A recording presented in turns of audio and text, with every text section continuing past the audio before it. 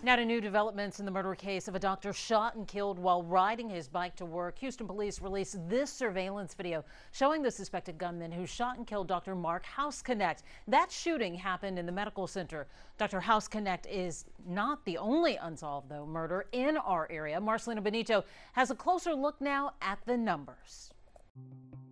They're all murders that grip the hearts of the Houston community. Right now, HPD working nonstop to find cardiologist Dr. Mark Housknecht's killer. They have him on camera, but his identity still a mystery. Josue Flores' brutal stabbing walking home from school also unsolved. The Sun family's murder inside their Cypress home still a mystery too. So many cases we remember, hoping their killers ultimately caught. But just how many go unsolved every year in our area? Let's break down the last 3 years of available data.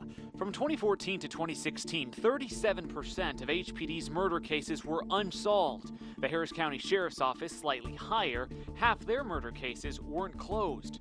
Now let's widen out even more than that.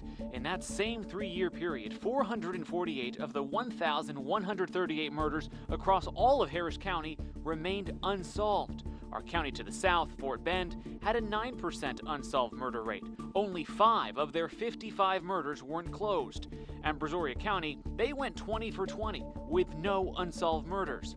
To be fair, Harris County has nearly 4 times the population of Fort Bend and Brazoria counties combined. Houston's unsolved murder rates rank right about the middle when compared to other major U.S. cities. Chicago is worst, where nearly 74% of murders are unsolved.